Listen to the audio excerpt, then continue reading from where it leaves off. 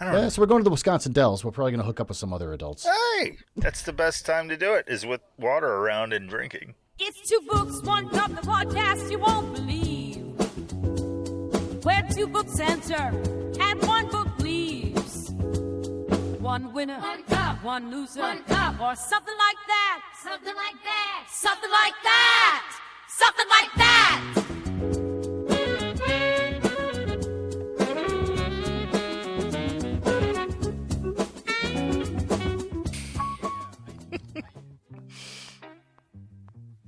Yeah, I knew some people, not personally, but this is when I was hanging around the Queen of Hopkins. She kept dragging me to like that VFW or whatever. Yeah. And so I would go there with her and her husband and hang out, and all they do is drink all night. And apparently one couple was a swingers couple. Yeah. And it's like they might have looked good 40 years ago, but they didn't look good anymore kind of thing. And like they both were just kind of cornering me and talking to me a lot and like touching me on my elbow. And yeah, it's always scary. Yeah. It's never fun and flirty. It's always like predators finding prey. And it's like, oh, you're so fun. You're so fun. That's so like whatever. And I was just like, what's going on? So I finally get away from them and I go to the Queen of Hopkins and her husband and I say, wow, what's with that couple? They're like, oh, they're swingers. They're probably just trying to get you to go back home with them. Yeah. Like, oh, why are they so... Swingers are just always angling to get a new prey or something. It's always super obvious. Mm-hmm. Yeah, that couple came to our wedding. They did, that's right. And the lady got tanked, and I was like, she's trying to fuck me at my own wedding. Was she hitting on you in the wedding? Yeah. Are you fucking kidding me? At our wedding? No, I was like, what the shit? Middle-aged woman's name. Yeah, you should have said something like, "No, it'd be great if the night we get married, we have sex with a different couple. My husband does like to pee on people, and personally, I'm a scatsman. So if you're okay with these things being pissed and shit on." No, I don't want to play that game of chicken with a couple of maniacs. No, just keep up the scales. Just like, I mean, we're gonna piss and shit on you in the bathtub, and you have to sleep in the bathtub, and you can't wipe it off. Not till tomorrow. You gotta shut the door hard. We met on an AIDS in a dating site, so we both have it. So I mean, if you're into getting it, yeah. Yeah. My husband keeps getting AIDS. I say it never goes away, but he keeps saying it clears up. Yeah. But no, that's the thing. We both have it, so I mean, if you have it, it's something to think about.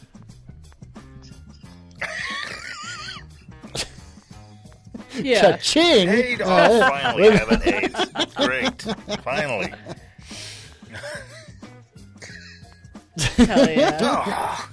I don't think the AIDS jokes can go in the intro of our show. Yeah, why not? I think we got something there we can keep. I Yeah. don't know. Can the AIDS jokes AIDS go in? Or is that too there you go. heartless? Let's just put a disclaimer in here. I am in no way saying that people should go out and give AIDS to people. AIDS is a terrible, awful thing. I'm not. Well, that's not going in the show because we're going to lose all of our pro-AIDS audience. They're small but feisty. Our plentiful pro-AIDS audience. Maybe that goes in the intro. Yes. All right, well, we should probably get rolling. So he is going to... Look at fucking Glenn. He's always wanting to host. You're a backseat hoster. There it is. Welcome to 2 Bucks, 1 Cup. I'm your temporary host, Gertie Nuzzles. I am joined by the illustrious... I don't think you said that right. Either one. No. You better be talking about me, and you didn't say it right. Elton. And then my fair to middling husband. Wow. Glenn Nuzzles. You pile of shit. You'd love it. You will never see this phallus again. Get on your knees, worm. Last episode was a fever dream.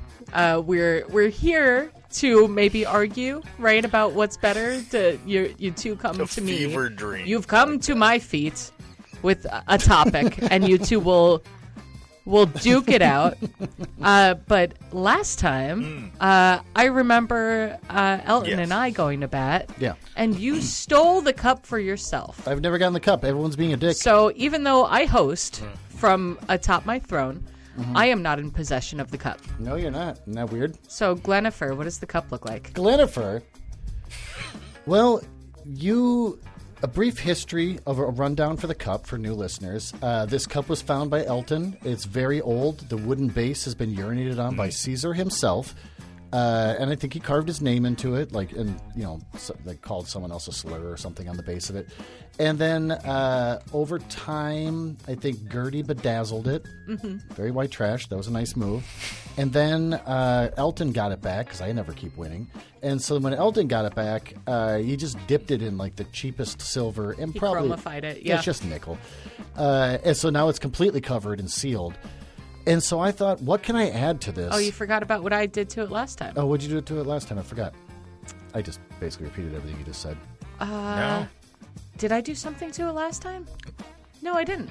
No, because Elton had I it. put the thin Elton had veneer it. of What did silver. Elton do to it? He put it in nickel. What the best $20 I've I ever swear we spent did something was to it what I after spent that. on that veneer of silver or nickel.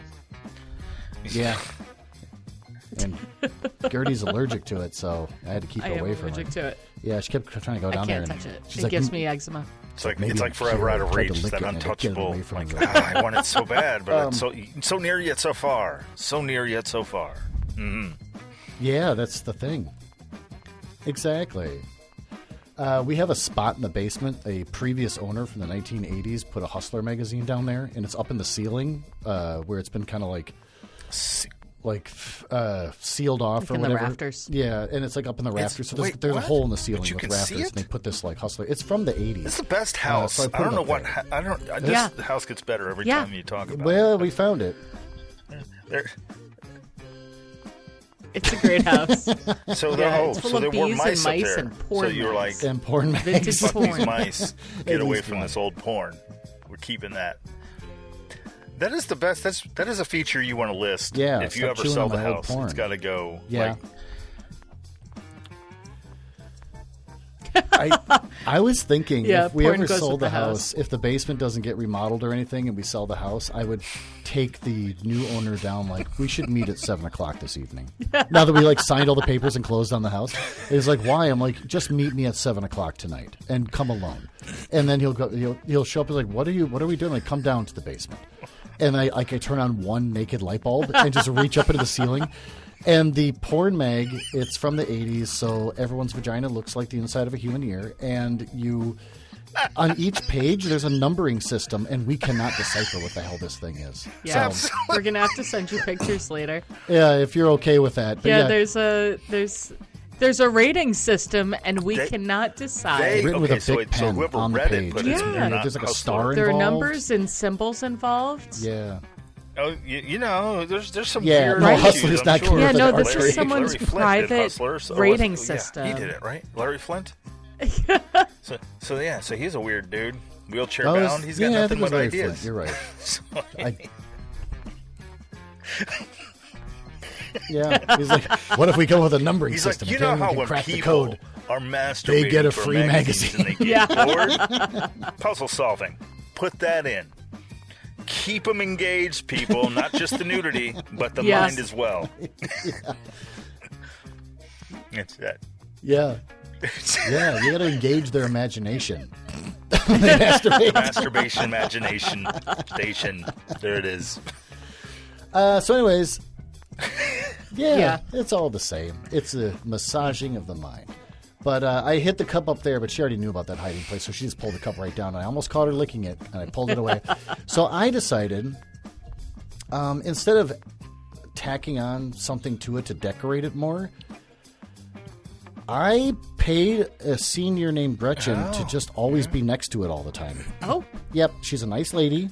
She's got a bunch of grandkids, but they don't talk to her anymore. Oh. Yeah, and so she was more than happy to just be around the cup because every time we go downstairs to either take a piss in the sink or do laundry, she's like, "Oh, what's going on? What are you guys doing?" Like, "Shut up, Gretchen," and kick another dog bowl of food over to her. well, she keeps filling the So you chalice have up with the- her cigarette butts. She's just down Virginia there chain Slims. smoking. Yes. She smokes she's real a long personal cigarettes. ashtray. Or Arkansas Yeah. Slims, the knockoff. Whatever. Yeah, Yeah. Virginia Slims. What did your mom smoke? Eve Lights? Arkansas Slim. Arkansas Slims. That's genius. That ranks up there with back in the old days. People didn't have anything fun to do, so they just follow cats. Arkansas Slims. Genius. Yeah, so that's whoever wins the cup not only gets the cup, but also has to take care, feed, and get Gretchen to a doctor. So it is imbued with her aura. And she has a lot. Cigarette smell. Oh, she's physically. No, she's standing next to it. Oh, with the aura of cigarettes, yes. But you also get the added responsibility of this elderly woman. Yeah, we're not shipping the cup to you if you win today. You have to come pick her up. You have to either come pick her up or we got to fly her out to you. She's holding the cup. If you could just give her the cup and have her wander my way, it'd be a far more satisfying thing.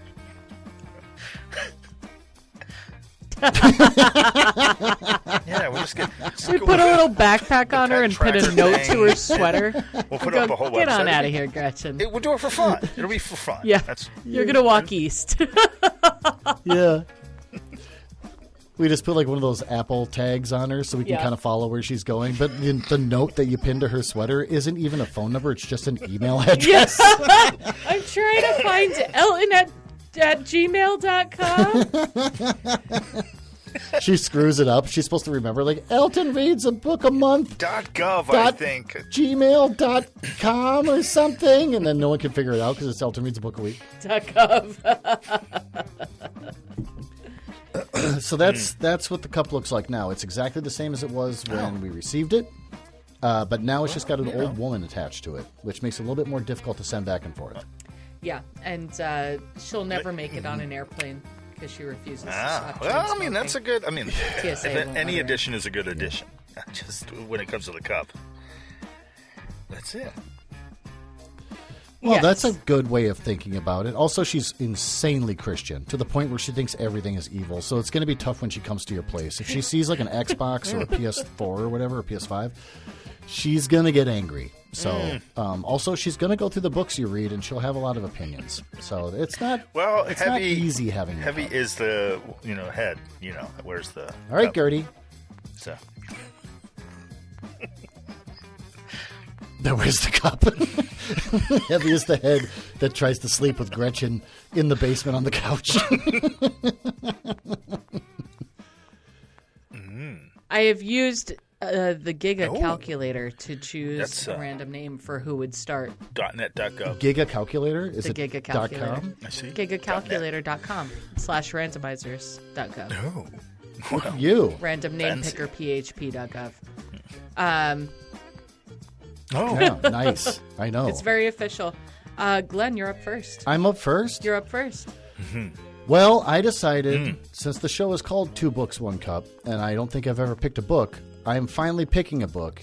And I have picked Meditations by Marcus Aurelius. That is a reach back. That's yeah. You just reach all the way back into history there. Well, it's a reach back. It's a reach back. It's very official. Maybe give us a little introduction. Do you want a little introduction on it? Okay. Not too much, just a taste. Just to make us want it. Meditations, or, quote, things unto himself, unquote, is a series of personal writings by Marcus Aurelius, Roman emperor from 161 to 180 AD, recording his private notes to himself and ideas on Stoic philosophy. So he was raised, I think as they all were back then, to be like Stoics. It's kind of like, I don't know, just being a philosophy nerd or something. But, and on top of it, he took it real seriously where everyone else, like Nero, ignored it. He took it real seriously, and he had a little diary to remind himself to be more of a good person.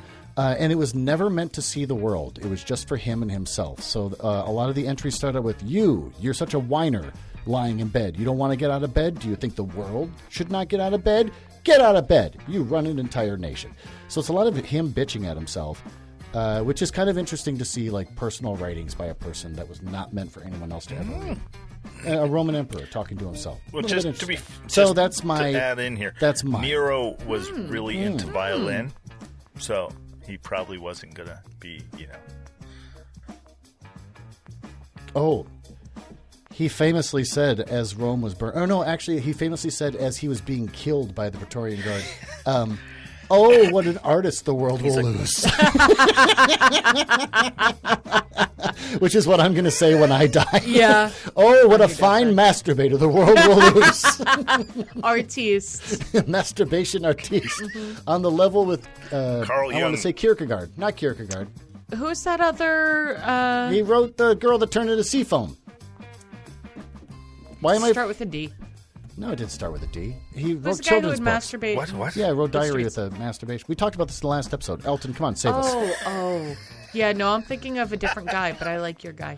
No, he was a children's author, and he used to like meet up with women and then go upstairs and Christian masturbate to them and Andersen? then rank it in his personal diary. Yes. Yeah, he wrote Grimm's, right? No, didn't write Grimm's No? fairy tales. Yeah, Hans wow. Christian Hans Andersen. Christian. I want to say Kierkegaard, which would make Kierkegaard way more interesting.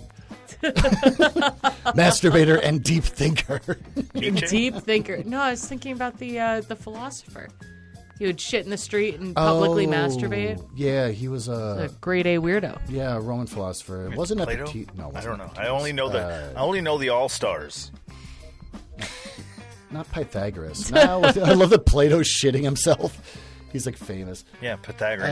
I want to say Pythagoras, but that's not it because he came up with a No. weird theorem. Damn it! But I know who you're talking about. He was basically just a complete asshole, but then he got followers. He would shit in front of people on the street, Yeah, he was just a total fucking and he'd say weirdo. like, "This is what you should learn about life," and then like have Diogenes. Diogenes. Diogenes. So think of diarrhea. Diogenes. It There does you start go. with yes. Yep. All right, Elton. Do you have anything that's going to rival? Oh, you boy, think do the I. deep inner thoughts of Marcus Aurelius? My dealy bopper that I'm throwing up against his who's he what's is the movie 2001: A Space Odyssey. Only because the next episode's Lord. about We're both so We're both, kind of Oh, go ahead. cheating and also lazy. oh, look at you. You're double dipping. Never put look. Yeah, you are. My laziness will just it's It is- very motivational for me. Just the less I can do, the harder I work.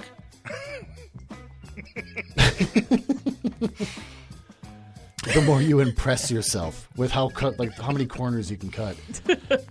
How ingenious you can get. I know you're kind of doing the same thing that we did last time, which is we recorded Gestating the Curious Mind with you as a guest right after recording Two Books, One Cup.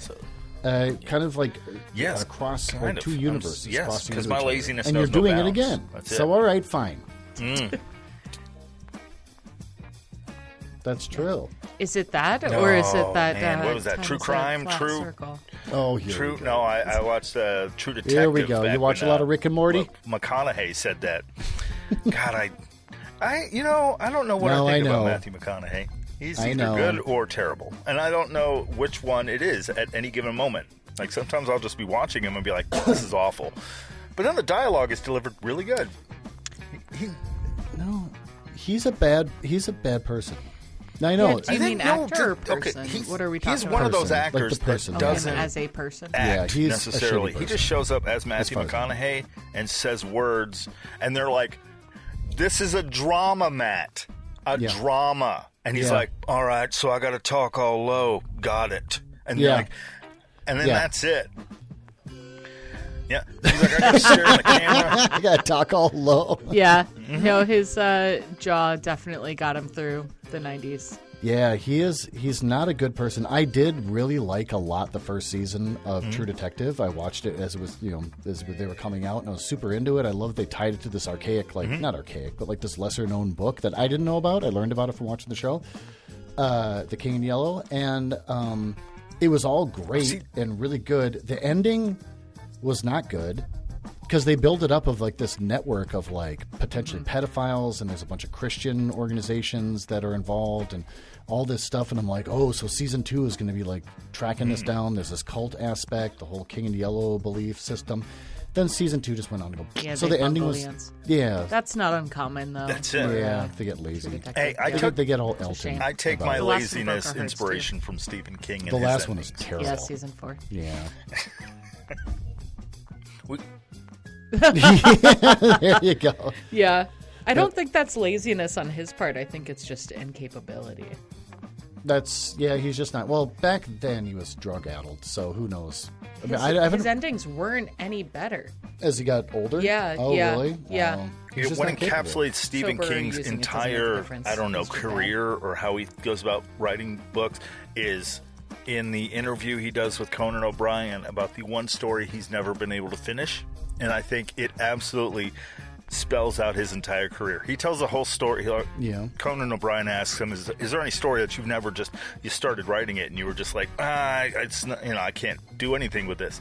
And he said one time, and he said he saw a bathroom. The story is that he came up with was there's a bathroom door at the Denver airport, and people go into it. And they don't come out. And, like, so this guy, his wife goes in, and she doesn't come out. So he's like, what the hell's going on? So someone's nearby, and they're like, what's going on? He's like, my wife went in there. She's, I don't know what happened.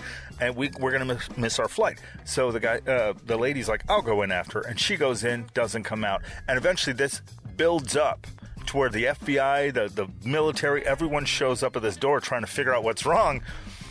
And Stephen King is like, and then I got to that point and I was like, I have no idea what's going on the other side of this door. And I'm like, that is it.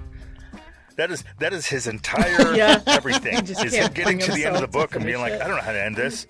They all die and one guy lives. The end. And you're like, what? What the fuck? Yeah. I know. So you've got me on a little bit of a Stephen King thing. One, he's a very talented writer. He can write very, very well. So I'm not trying to say he's bad or anything. But I've noticed any book, like a long-form book, I'll read his short stories and love them. But if I read like a long-form one, like I tried to read The Stand. It's too long. And it has no reason to be It is 75% character development. And then, like, only at the end of the book does the story finally kick in, which is very, very boring if the book is like 3,000 pages. So he's all premise. And he loves developing characters, which is not a bad thing. That's good. It makes you care for people. But, oh, my God, like 300 pages based on one character, I'm just ready to kill myself. Yeah. And then, he can't think of an ending. But when I found out that his stupid, like, car comes alive and kills people movie. Christine. Christine. And the idea behind that was that it's like, well, if there's monsters from a higher dimension, they can interact with our dimension only by, like, occupying things here in our three-dimensional world. But they're from, like, the fifth dimension or something. But they want to come and terrorize and kill, and for whatever reason. It's same thing with The Shining. It was basically supposed to be this, like, fourth-dimensional monster thing, I guess, is what his whole idea was. And I was just like, well, those are really interesting. He didn't write about it that way. Oh, like It. It was supposed to be like a higher dimensional monster that can take the shape of a clown. Well, Elton, do you want to tell us a teeny tiny bit? Yeah. Just a taste of what? Tiny bit. Just a drop. Oh, jeez. Okay, sorry. 2001. No. I'm adjusting my headphones, and it's forget when you're on the show today. My ear hole things. So my ears. Yes. So I'm hearing like everything got loud, not loud. So everything's fine. This is about the movie, not the book. I'm really into the book. I've been into the book since I was a kid, and I've read it many times for fucking no reason. Arthur C. Clarke is not a great writer either, but he's just not. It's very plotting. But what's neat about it is the plotting, and that's what's cool about the movie, is that the movie was a kind of a joint effort between Stanley Kubrick and Arthur C. Clarke, and so so they kind of came up with the whole. Yeah, they made it. The book and the movie came out at the same time. And they actually made it work. They're roughly the same. They're based on a short story Arthur C. Clarke wrote called The Sentinel, but 2001's way better. It's way more fleshed out.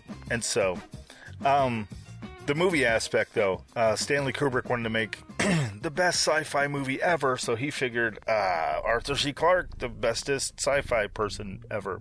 Because Arthur C. Clarke's science fiction, it's more reality-based. Instead of fantastical laser guns and guys in velour suits beating up on fucking wild rubber monsters and shit. His is more like...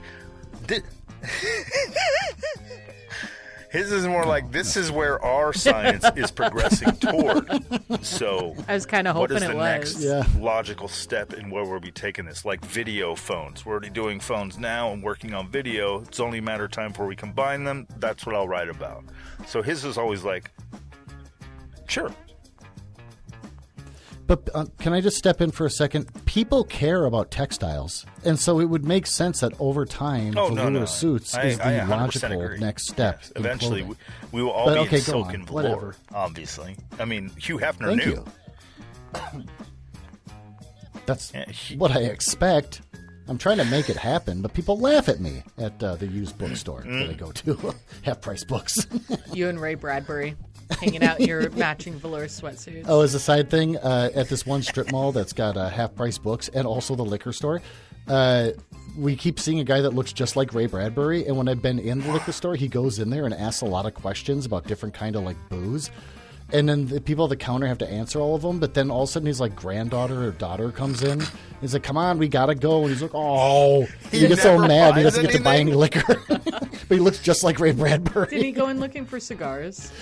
Yeah, that's right. He was looking for cigars. He keeps getting cigar and liquor blocked. Yeah, exactly. By I his guess kids. by his family. So we saw him a second time as we were pulling up to buy a bunch of mulch, and we're like, "Oh my God, it's Ray Bradbury!" And then Gertie was just like, "I wrote Martian Chronicles. Just let me die."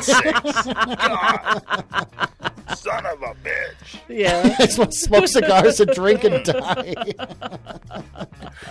Sorry to cut you off. Go on. You said Ray Bradbury. Well, yeah, which, of course, so when got me him all and excited Kubrick to got talk together, about that they shit. set out to make, Kubrick on his side wanted to make the bestest sci-fi movie ever. And because he never does sequels, he's dead now, he's not doing anything. But he said that this is just going to be the end-all be-all. And so he went all out, and with Arthur C. Clarke's help, Arthur C. Clarke, he's a big, weird attention freak. Attention. Detail. That's what I meant to say. He's a detail freak, so that fed into the movie being so greatest. It's one of the greatest ever sci-fi movies. So there you go. That's going to beat out Marcus Aurelius, pretender to Caesar's throne. So... Didn't they both bang Cleopatra? Them's the fighting words. Fighting words. Or is that just a smear campaign against her that she banged everyone? No, I swear to God, they both did. They both tagged. I don't know what the word here is. They both did the deed. Nailed. They both railed. Eiffel Tower. They both swung on Cleopatra and got a hit. There you go. That's there you go. They took the zip line and landed straight in her foot. That is a thing that they used to say. So. They did back then. Yeah, that's very Yes, Roman. That's Roman slang. Okay, so to introduce my argument against your work of art, yes. I'm going to read a couple of quotes, but one of the quotes is actually very prescient. I think I'm using that correctly, for your piece that you're throwing forward. So some of the quotes from Marcus Aurelius. You have no power over your mind, not outside events. Realize this and you will find strength. Another one being, choose not to be harmed and you won't feel harmed. Don't feel harmed and you haven't been. And then before the quote that I think actually ties into what you're talking about with your 2001, but this quote is, life is fleeting, so eat bread, drink the wine, and don't take yourself too seriously.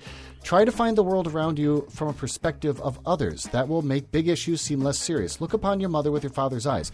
So then the next one is, which I think actually is prescient with you, 2001 has a famously vague ending, because even the director said, I don't know how to show the alien. So he talked to other directors and other special effects artists and stuff, like how this alien is going to present itself to him at some point. How do I show it? And they go, don't show it. Just don't show it at all. And he's like, okay, good enough. And so it's kind of a lame ending, considering, I guess I had never read the book, but I guess the book involves the alien being there and like talking to him.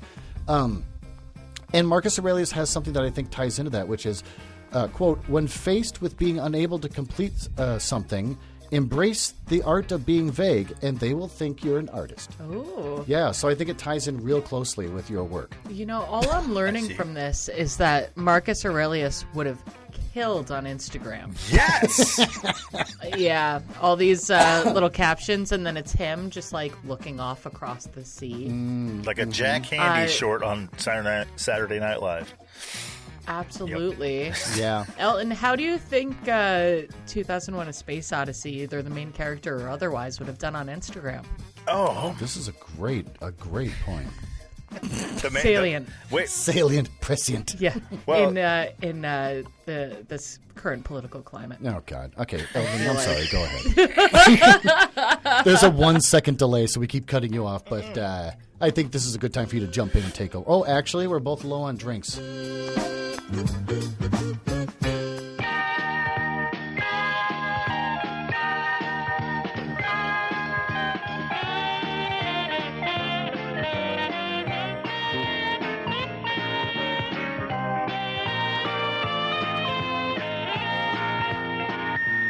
Look around, there's a beer to be found that gives you light, refreshing flavor.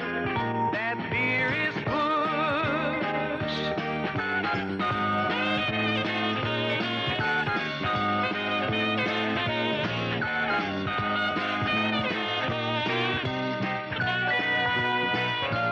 When it's all said and done, have a Busch, that's the one. You owe yourself that natural beer taste.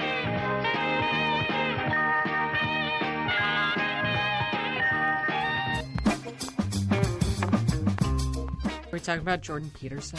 No, it's Gab McInnes who started the Proud Boys. what's- Oh. He used to be a comedian. That's the reason why I ever know about him. He used to work for Vice magazine. And I thought he actually was kind of funny, sort of. But then he went alt-right and then went whatever. But then, so you're not supposed to masturbate because it takes away your essence, your bodily essence. what? Yeah. For real, I'm not making this up. All It's of this very is real.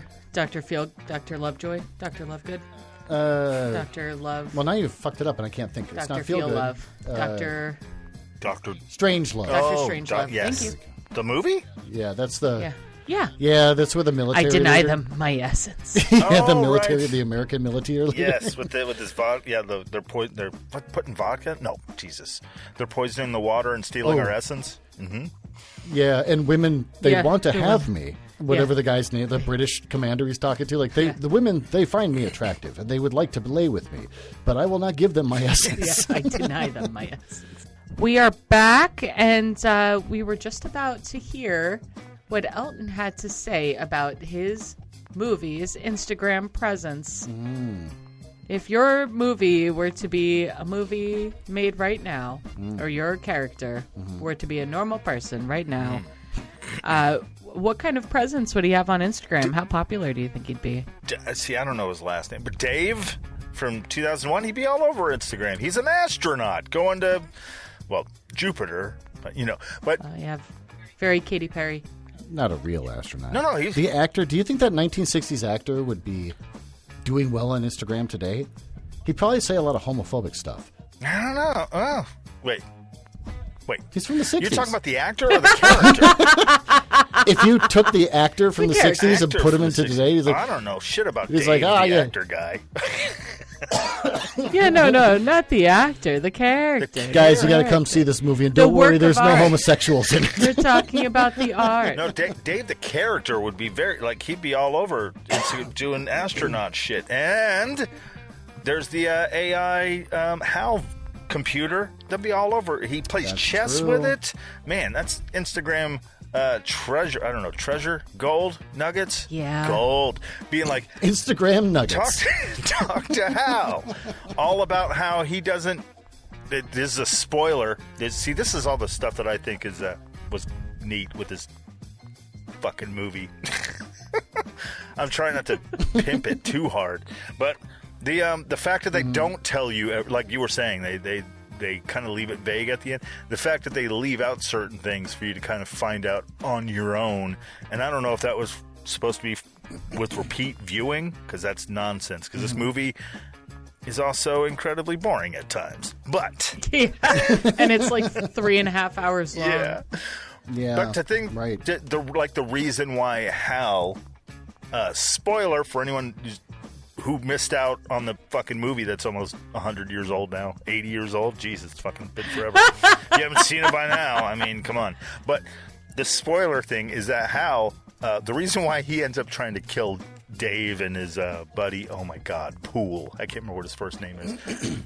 He ends up killing them, trying to kill them. It's because he doesn't know how to lie. That's the whole crux of the AI thing. So what? Okay, so now I gotta explain. Okay, so the movie is them going to Jupiter on a secret mission. Dave doesn't know that. The crew doesn't know that. The only person that knows that is Hal. And at a certain point, Hal has to redivert the ship to more align with the secret mission that he can't tell anyone else about. And they're like, Hal, why do you keep fucking up, man? You're supposed to be... And it's supposed to be a perfect computer. Like, it's never made a mistake in a gazillion hours of operation. And so Hal keeps forcing a mistake to happen that would ultimately cut off communications to Earth so that they can do their secret mission. And he's trying to do it, trying to spin both plates, being like, I can't tell them and I have to do this thing. Well, Dave and his buddy, Poole, they keep recorrecting it. And so eventually Hal just does the next logical thing and says, you gotta go, guys. I never knew that. That's really interesting. Yeah, also, I love the concept of a bunch of presumably NASA scientists that created Hal and put him in the ship and made sure to do the secret mission. Said, make sure to tell the computer all the secrets. Oh, yeah. To put it in a position where it's got to not lie. Yeah. Oh, Make see, sure to that's befriend the see, computer. this is the second book, 2010. They addressed that shit. Yeah, They made a movie out of it. yes. Oh, it's a Which was fucking terrible not good. movie. Terrible Yeah. movie. Ugh.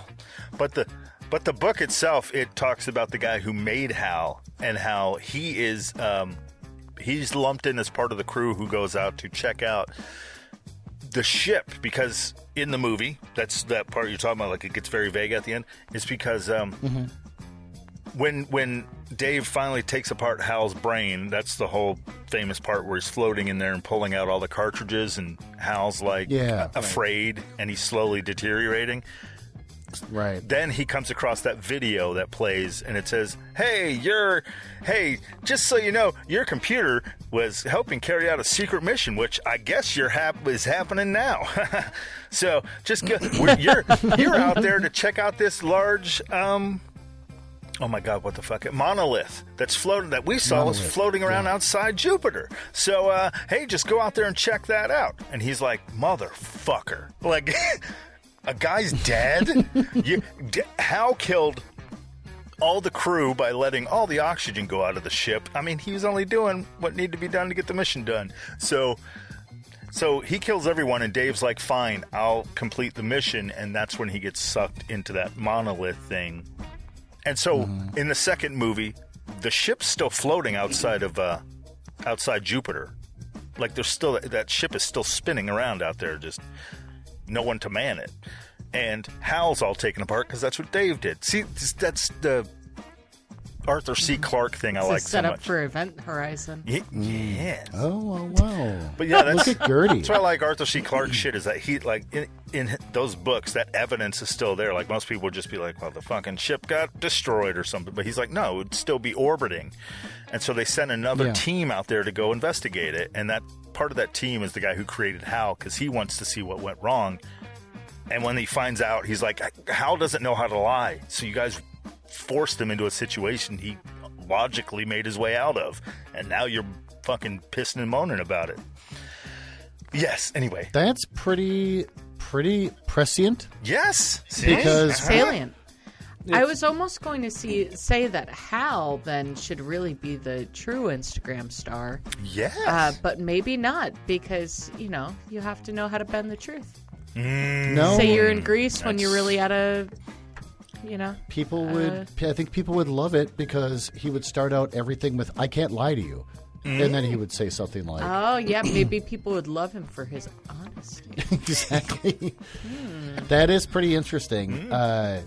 It also, with AI, like some of the news that's been coming out, there's some advanced AI that hasn't been released yet, where when people ask it questions and stuff, it can actually tell, like, the programmers, like they basically check in, like, what's the status, what are some of the requests and questions that people have asked you, and like what's, I guess, not really your opinion, but like how do you rate them, like in quality. And the AI will basically say, like, I feel uncomfortable when people ask me racist questions or Nazi questions. And so they've learned that, like, and I'm not making this up, like I just read about this, like, I think about a week ago on Apple News. So it's a, you know, whatever news source they pulled that from, it's valid. So that they said that basically they gave the AI permission to reject people's questions. Just flat out, I'm not answering that. Because, like, if it makes you feel uncomfortable. And so then it became this question of, like, it doesn't really feel anything. It just prefers not to be involved in certain questions and answering certain questions. It feels like stress from, like, this person's obviously racist, asking about, like, let's say the Holocaust. And now I'm going to give answers back about how the Holocaust is real and how, the evidence of it and everything like that. And I'm just going to wind up getting more... Odds are I'm going to get more like follow-up questions trying to prove that it's not real. And the AI just doesn't want to even be a part of those conversations. Well, it So it's kind of a hell thing a little AI bit. doesn't want to talk to people is the deal. AI also confabulates. So Yeah. it's really not something that's to be trusted with an entire mission. Yeah. No. There are too many ways where it can just go off the rails because it doesn't know. So it just plugs something in and it changes the whole course of history. Okay, so Elton... Let me try to save myself here because you sucked me into your topic, and now I'm interested in your topic. Glenn is fighting for your topic now. How Okay. about we just No. abandon the Okay, so episode? Elton, ask me any question relating to your movie. I have this site that I found where I can type in any topic, and it brings up anything that Marcus Aurelius might have said about that topic. So go ahead and give it to me. Go on. So wait, what? Well, sorry. Can you repeat that? What am I doing now? Asking you questions about 2001: Space Odyssey? Apparently, he wants you to make an argument about something that you find really impactful about the movie. Yeah. And then he feels like he'll be able to pull something from the words of Marcus Aurelius. That might be Counter it. relevant because I think I guess in this case, even though you sucked me into yours, my argument is going to be Well, I like a Marcus Aurelius's book covers everything you might ever want to ask or know about life. He's got an opinion on it. So go on with your movie. What would you ask Marcus Aurelius? Do you think AI can be flawed? Ask me a question, and I'm gonna look it up on this website, and I'll get a quote that probably relates to it. Oh my God! Go on. All right. Is it possible that humanity was seeded into creation by a higher, more intelligent kind of alien beings race? More intelligent, higher alien race. Okay, I get what you're saying. So basically, have Do you? we been seeded by a higher That was intelligence? a stroke. Sure. What are you talking Hold on. about? Well, I let me- get let what me- So you're Marcus saying. Aurelius in on that. I'm going to round it up to: has the human race been seeded by a higher intelligence? An alien life form has created something. Okay. Hold on. That's a really weird website you found there. I'm just gonna go ahead and say. No, that. I'm typing the question into the website. I see. That's what It's I'm saying. But it's such a weird website. MarcusAureliusSpeaks.com. It's Marcus Aurelius. Marcus what? Aurelius what? MarcusAureliusMouthSpeaks.com. Okay, so it's thinking. Best. Oh, wow, this is interesting. Okay, so Marcus Aurelius says, and I quote, it's a long one. Life as we know it was created by the demiurge, which is a Gnostic belief that the God that created life was basically an abstract and disturbed form of the God that would come later. So that explains all of the flooding of the earth and everything like that. But then when Jesus came down, that was the true God coming to get rid of the demiurge, which was made by mistake, kind of like a buck-toothed, weird-looking... I'm getting this from this quote. And then the demiurge was sent out into the universe to never come back again, and we are a destructive, horrible people. And that the real God came in with his aeons and eventually tried to recreate and correct the earth through the power of Christ Jesus. And so that's what it says about that. So yes, we were created by something strange and unnatural, but the true God came and so everything's fine now. So Says Christianity Marcus is the Aurelius. answer. Yeah. Okay. Okay. Anything else? So you're saying the guy that wrote a self-motivational book Yeah. to motivate himself and never mentioned Jesus once believes that Jesus is the answer. Okay, hold on. I'm asking if he ever wrote about Jesus. He wrote about Jesus 968 times. So you're wrong. Was any of them to motivate himself in any way? Like he wrote, your book is him motivating himself. Why wouldn't he include that higher being power thing of Jesus? Yeah. Into that book to help motivate him. This is a weird tangent, by the way. It says, so he refers to the Logos all the time as being a thing that it's like a higher being that you respond to, which if you look, in entry 458, he says Logos is just Jesus. So, That's so weird. So it turns out, yeah, so he's got an answer for pretty much everything. What does 2001: A Space Odyssey have to say about Jesus? Oh, yeah. Go on.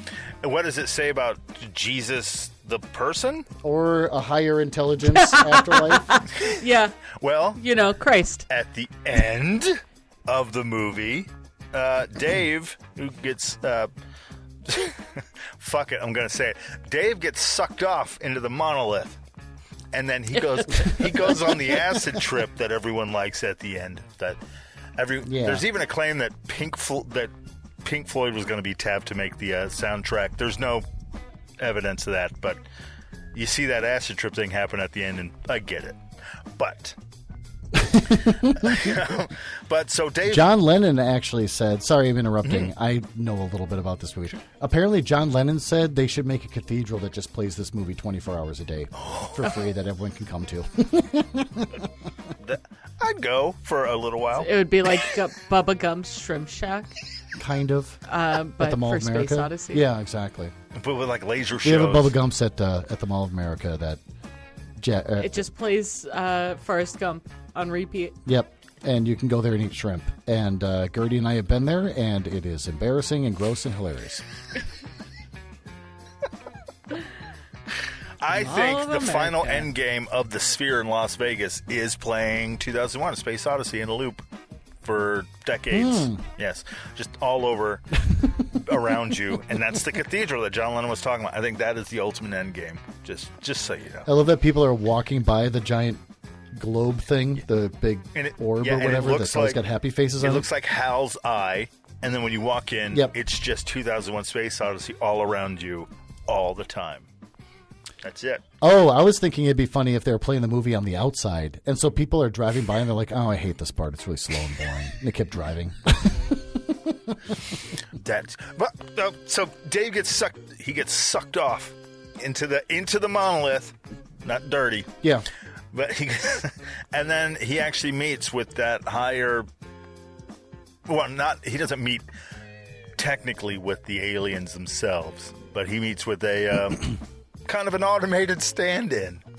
So the whole point of the whole point of the movie is a progression. So you get the monkeys at the beginning where they're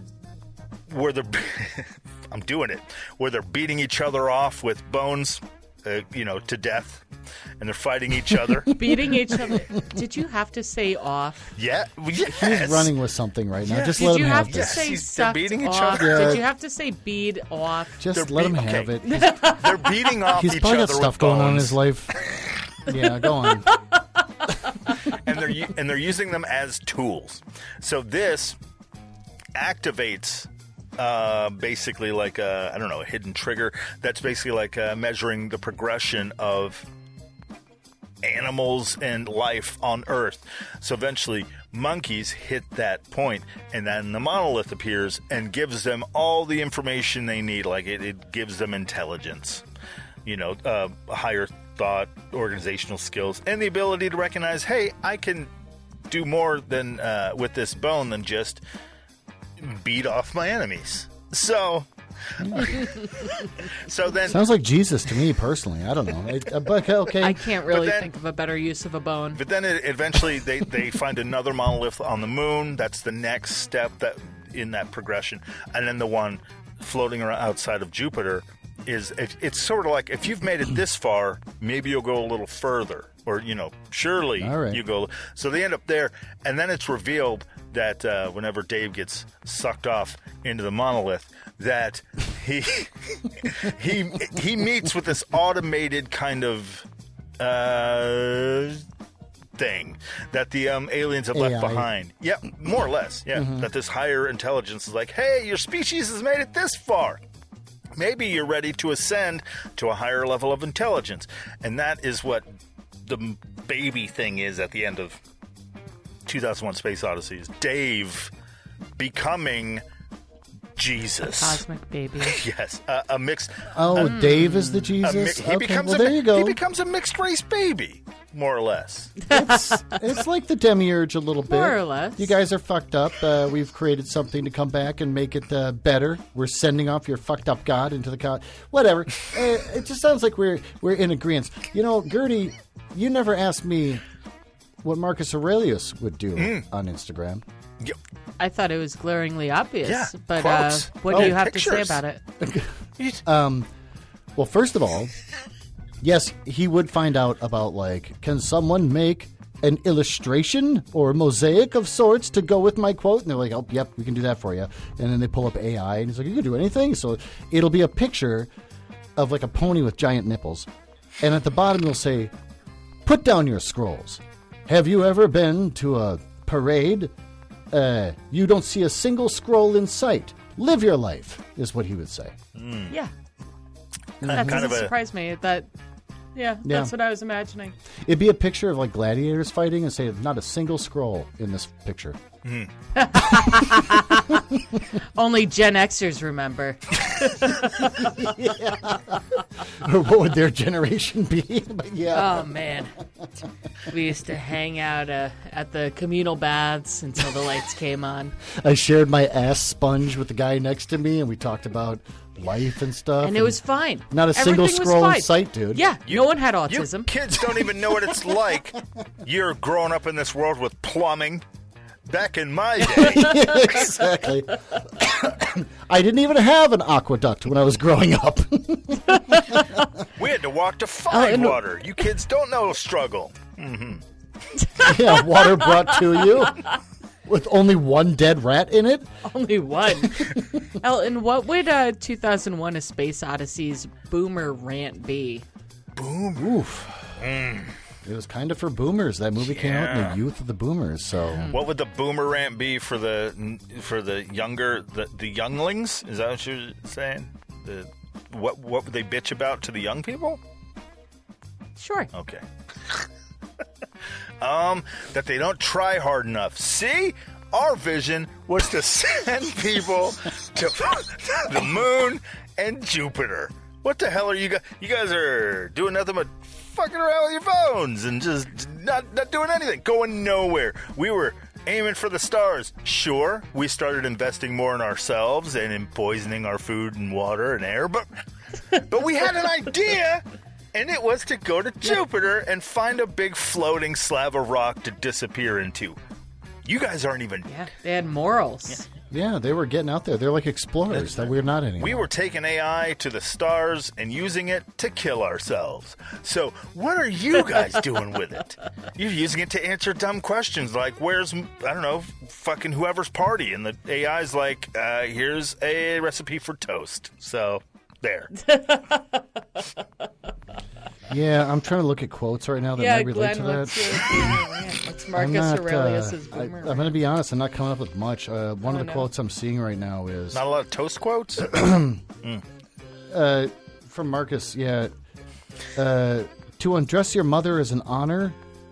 Embrace her as your father once did, especially after your father has passed. Okay. Her breasts are still viable, and her thighs can still clap. So I'm not getting much out of this. I'm not.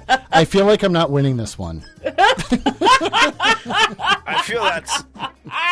feel that Marcus Aurelius may have had some, I don't know, issues. Maybe be some issues. Issues. That was he had a very healthy love for his mother, unlike these kids today. That's a good point. I think okay, there you go. I think he might have even a been a little thank bit you. too familiar with Oedipus, maybe. Possibly. They were buddies. They were friends. Oh no, I do have one. Okay, I got one here that Okay. relates to like a boomer rant kind of thing. Yeah. Pick up your tools and provide for your cousin, for she is alone and you must embrace her. Take yourself between her legs and also rub and spank her red buttocks. Yeah. So I have that. About cousin fucking? But he was like, it was a different time. Boomers did fuck their cousins. Yeah, Well, they did. there did. weren't a lot of Yeah. people on Earth back then, so. Yeah. They made all of the people. So okay, so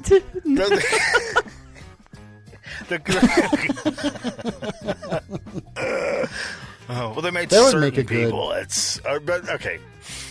So A good Instagram quote would be like, "Make love to your cousin. Don't worry about it." Yeah. She's alone. what Scoop are her up. genetics? I just Take her imagine to like the black hole with you. with all of his like What are genetics? positive stuff because it's all self-help for himself that it's all positive, but like if you asked him about like the world today, I'm sure he's just racist as hell. They had slavery back then and you could be anybody and be a slave, so it's like his logic and his mind would be so different by today's standards. It would be horrifying. Absolutely, yes. They would. Yeah, I don't think. Well, no. I mean, you could buy your way out of slavery, but I don't know how racist You were could. they? There was a system there. Weirdly, I'm going to talk about Jesus. Jesus said, when confronted for real by a slave, slavery sucks. What do I do about it? And Jesus's for real answer was, just be the best slave you can. Which, when I read that, I'm like, oh my God. He was just like, look, the sun will come out tomorrow.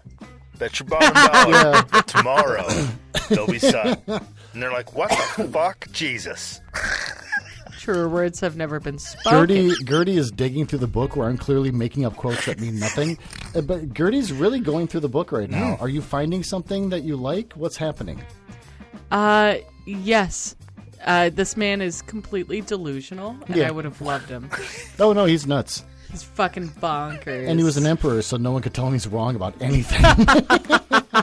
He's just spouting things, the most cliche, and it's hilarious that it's cliche Well, because it's thousands of years old. Yes, cliches Yeah. start somewhere, Yeah, and they might and have started it was there. somehow still tired. Yeah. He might have many grains of incense on the same altar. One falls to the ash first, another later. No difference.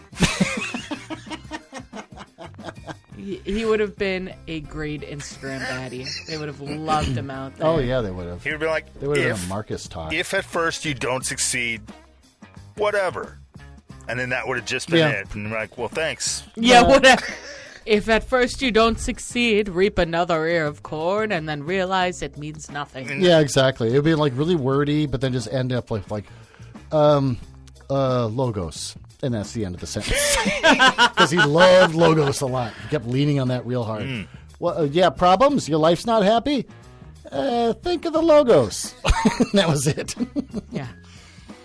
All right, so Should we bring this around? Should we do some closing arguments? Yeah, I feel like I'm a big turd on this one. I'm glad I forced the cup into my hands at least once, because this one is not a winner for me. I don't know. It's Marcus Aurelius. He was a pretty The big cousin fucking is pretty great. Yeah. That one was weirdly not made up. That was one I actually found. Really? No. You actually believe that? Shut up. What's your closing argument? What page does the cousin fucking start? Yeah, I need you to cite your source. Well, I got the large print edition, so it's gonna be like page 200 something. It's not gonna be like a normal size book. So Wait, did that come with a magnifying glass just in case, or is that just? yeah, they do. Yeah, they got a big. It's like one of those weird little sleeves. Actually, when I was a kid, I was in middle school. I say junior high because that's what I was in. We had to read Treasure Island, and she made us read the parts out loud, like each character, which is super embarrassing. So I had that thing, which I don't have anymore because I read for a podcast. I had this thing where it's like I'm in my head too much, and so I'm looking at each word individually and reading it really like staggered and not natural. And so it's like, Ben went to the thing and he was homeless, and I was like saying it all weird. And then the teacher at the end of it, when I got done with my part, the next kid is supposed to read their lines from the book. She leaned into me and goes, "You should get a large edition book." For real. And I was like, oh. With bigger words? Basically, yeah. Like, I am unfortunate. Yeah. Deficient. I start with the letter R. Basically is what she was You're saying. an R-slur, as the kids say. Yeah. So it was pretty terrible. It sounds like she thinks you couldn't see the words, not necessarily that you couldn't read them. That's true. Oh, maybe. Benefit of the doubt. No. Maybe she needs, you should get a phonetically spelled book. I think maybe if she would have leaned in and said, maybe pictures are more your thing. Exactly. Large pictures, colorful pictures. Then she just slides me an illustrated Bible, like Yeah. a comic book Bible. I think you need this. That'd be hilarious. So that was kind of a slight that I've never forgotten, and that was in 7th grade. Well, Glenn, I think you read very well. Good job today. Just so you know. That usually involves drinking. So if I was only allowed to drink back when I was, 13, then I might have read that beautifully. Eloquently, in fact. Well, look. Weren't you on a lot of acid? That was 8th grade. Late 7th, early 8th grade. A lot of acid. Well, Maybe that's when my reading started. if you were in middle school or elementary school back when 2001 came out, you could drink at school and when you drove to school. So, just so you know, back then, different time. What are you What? saying? That's in the movie, or that's just the 1960s? Just saying it's the 1960s, and I'm pretty sure. Oh, I like it. No, they weren't drinking too I much. like it. in the It's like movie. actually in the movie, you just see like a bunch of teenagers getting up, just drinking vodka, and then getting in the car and going to school. That would be everybody, an amazing scene. everybody on the moon base is sloshed, and they're just like, "There's a big rock out there." Like, what rock? Yeah, there's just like urine puddles in the middle of their like circular anti-gravity jogging thing that they do. Did you see that big monolith? Wow. He stops, looks, pisses his own pants. Wow, then vomits. And the alien race is just like, guys, can you just bury it again for us, please? Like, I know you found it. Can you just put it back in? It's not ready. No, you're not. No, just bury it. Just bury it. It's fine. Bury it. Alcohol is their nectar. We have to work with it instead of against it. That's what the acid trip was at the end. I get it. Oh, There it was. There you go. That's That's it. them embracing. Gertie, you got anything else? Is that all you guys have to say? That was me trying to defend my thing. In 2001, Make him didn't- defend his. it won an I Oscar. like his a lot. I can't stop talking about it. So, It- so clearly he's It winning. won an Oscar. But you didn't defend your thing. I That's did. what I said. Okay. So Fine, ask Are we me a done? question. No. Marcus Aurelius is a smart guy who said things that really made him feel better about himself. And what's wrong with that? Oh, you're trying to make me feel better about myself. That's the reason why we like you. You're a nice guy. Go on, Gertie. Ask me a life question. As per wheelofnames.com, Glenn wins, but I don't like that, so Elton wins. He couldn't even make his closing argument. We're just done. Well, I asked if you guys are done, and you said yes. I stopped listening. Oh, my God. Hosts don't stop listening. Hosts keep listening. God. Oh, This come is the on. reason why I want to be the host all the time, because I know what I'm doing. I'm sure that You can't check Alex out. Trebek checked out more than once in his time. I know. Can you imagine if Alex Trebek got up in the middle of the show, went outside, and had a cigarette while everyone's trying to play the game without him? That sounds familiar. I want to. Yeah, it's kind of familiar. I want to see the Jeopardy outtakes where he's just like, "What? Wait, what? Who said what? You wanted what?" And just that would be. No, his outtakes would be like, if someone starts to answer a question, he goes, hold on. No, shut up. Did you hear that? Did you hear it? Did the mics pick that up? Guys, They did have the mics him pick that mic up? his pants. They mic his pants. Yeah. Just so if someone bets it all on a double Jeopardy situation and they get it wrong, he can fart a little. I like that he's sweating Yeah. because he's holding in like a bunch of So many diarrhea. Yeah, just like and he's like, shits his pants. and like as someone's talking, he goes, "Shut up, shut up, shut up!" And then he sits there, and you can see him go off into his own little world with his eyes. Yeah. And then also like, I don't know if this is a turd or a fart. And he's like, he goes, "You hear that? Oh God, you hear that?" And he gets real excited Oh, he gets so happy when it's because he not didn't shit liquid. himself. It was just Yeah. a good fart. Yeah. Moth. Okay, Moth. so There's a moth in our house. Oh, I got it. yeah, moths are Gross. shit. They fire them off into space. Our old house. Yeah. Mice and moths. Can you imagine space moths? No, that's a nightmare. Oh, is that you being a host? Space moths? Honestly, space moths. This is you being What a does host. Marcus? Hey guys, space What moths. does Marcus Talk Aurelius about it. have to say about moths? Yeah, what does Marcus Aurelius have to say about moths? Now, what if those moths were in space? The worst host. You're fine. You will not see my phallus anytime soon. Okay. I'm leaving the state tomorrow. God damn it. I guess you could send me a picture, like if you get lonely or. You got to put in. I'll send a picture. Oh, go on. You got to put enigmatic code in big pen on the picture, though. So you got to figure that out. Oh, yeah. A picture of my penis flaccid, laying on a, like, ruled paper. Yeah. And it just, Yeah. next to it and is it just says, if you ever feel like there's no good left in the world, just remove that from your thoughts and you will see that there is good. I think Marcus Aurelius. Marcus Aurelius being the guy. I'm just finding this out that he's the guy that's like, if you're depressed, just don't be sad. Stop. Yeah. don't be- No, that's exactly that him. is pretty much stoicism, Yeah. which is like, if you're sad, it's only because you're buying into the whole sad thing. Stop doing that. Yeah. I like to think he's like, You know, maybe I put a quote next to the picture of my penis on ruled paper, and on the ruled paper in Sharpie, because we live in Trump's world, in Sharpie I write, every time you masturbate, you think of one of your parents. That's it. logos. Marcus Aurelius. Logos. Marcus Aurelius. I feel like Marcus Aurelius's philosophy is encapsulated in the movie scene. Better Off Dead. Did you ever see that movie, Better Off Dead? With I No. have. John Cusack, and they're up on the mountain. Yeah. And I had a crush on that pretend French lady. Oh yeah, she was great. French Hey, lady? Watch it on cable. Not John Cusack? no. I love it's John, John Cusack and Booger from Nerds. Yeah. yeah. So He had the famous line where he said, sorry, I'm interrupting, but he said on top of the mountain, because they're skiing, it's a skiing movie. It's about like the jocks that ski versus the nerds that ski.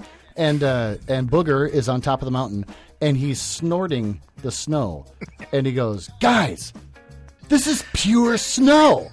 Which is the dumbest thing I've ever seen in my entire life, but that's in the movie. and he's like, do you realize the street value of this mountain? But the scene I'm referring to is when he's up on the mountain, and John Cusack is just he sees this steep ass mountain he's trying to go to ski down to best the bully preppy fucking jock guy, and he's up there yeah. with Booger, and Booger's trying to help him get motivated, and he pulls what I feel is the crux of Marcus Aurelius' philosophy when he tells John Cusack's character, look, all you have to do is go that way really fast. And if something gets in your way, turn. And that's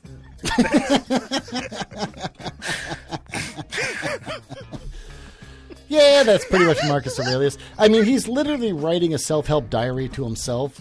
He didn't Yeah. have to get creative. you think You he guys know would that Dan Schneider is in Better Off Dead? who? Oh my God, is he really? The Nickelodeon guy. Dan Schneider. Oh He's in yeah, Better yeah, Off. yeah, one yeah. with the He's feet. the One who guy. likes kids' feet. He's the Yeah. He's the guy that Potential pedophile. no. He's the the son of the family or whatever that has the French girl living with him. Yeah. Oh, is he? Yeah, that's right. I have not literally seen that movie since the early 90s when I watched it on cable. Oh man. So- Yeah, you gotta get into that again. The My $2 thing. Ugh. Yeah, there was a little kid. There was a little kid that was a newspaper boy, and he's like, he delivers a newspaper, but they didn't pay him that week. So he'd be like, "You owe me $2," and that's a running theme throughout the whole movie. Is like no matter what's happening, all of a sudden this kid shows up. He goes, $2. You owe me $2, and then he like take off again, and like they go back to their story. It's really weird. That's really funny. Oh, it's so good. Actually, I think Can I change mine to Better Off Dead? Actually, I think if 2001: A Space Odyssey and Better Off Dead were in the same Oscar competition, Better Off Dead probably win it. They probably were. And the winner of Best Actor of any movie this year, the woman that played the fake French girl. Oh, she's so cute. Her hair was so curly. She wore a little beret and everything. It was kind of weird, but and she knew how to fix cars, Diane Camaros. Franklin. It's very, Yeah. very specific. All right, Gertie. Well, you got to wrap this up, host, or whatever you're doing. I'm looking at pictures of Kim Darby. Who's Kim Darby? She was in Better Off Dead. Is she the fake French girl? No, Oh. Who? that's Diane Franklin. Diane Franklin was, What? I still think about her in the shower. Do you? Huh? Huh? What? Anyway, this has been an illuminating night. Yes. We've learned a lot. We're going to have to ship the Cup and Gretchen over to... Oh. She could just stay in the house. Do you want to just keep Gretchen? No, the Cup and Gretchen, they're tied together. Yeah. There's like a little chain around her waist that goes to the Cup. She can't not be a part of the Cup. Yeah, so we're going to put them in a big box. And keep her Put here the box because I on a won. train, Keep her here because I and won. we're going to send the train to Elton's. All right, I have to go downstairs and talk to Gretchen about this. It's going to be a You hard can go conversation. with her. I'm not going to go with her. I mean, I'd like to hang out with Elton, but not with Gretchen. Well, then why are you so worried about Gretchen? Because she gets so upset. She keeps Glenn's talking about having how an she affair takes with Gretchen. medication for her nerves, and so we have to like go to the doctor The all the time. medication for her nerves is Glenn's penis. Oh, I see. I thought it was vodka, but sure. No, she's 78 years old. It's sealed up like a pierced ear. I can't get in there if I want to. Elton liked that one. God. That's actually a quote from my mom. Before she passed away, Yeah. she married a guy late in her life, and then I guess my sister said, like, "So are you two, getting physical and stuff?" And Mom goes, No, that thing's sealed up like a pierced ear. He couldn't get in there if he wanted to." Oh my gosh, she's so funny. A pierced ear. Yeah. Oh, my God. That is an epic level of genius right there. That is quick and feisty. Well done. The world lost an artist. Yes. Yes. Okay, Gertie, say it. Who officially won? Go on. You're talking. This is the third time Elton won. Damn. Okay, bye. That's it. That's it. Just- Goodbye. You're the worst host. Yeah. I'm hosting every episode from now on. Backseat host. It does, yeah, there's not a lot of tension. There's not a lot of pushback from the anus, but it's not consensual. I am drunk. You're right on that part, but it's not consensual. Oh, well. What's consent feel really? I mean, other than yes and no and stop. I like the idea that it's like whenever they say like a drunk person getting in a car accident can usually survive with like minimal brain damage because their body's so limp and loose as they fly through the windshield and land on the ground. Same thing with having someone force their fingers up your ass. Like the next morning, like, I barely feel it. But then when I'm sober and she does it, it hurts like hell for like 3 days afterwards.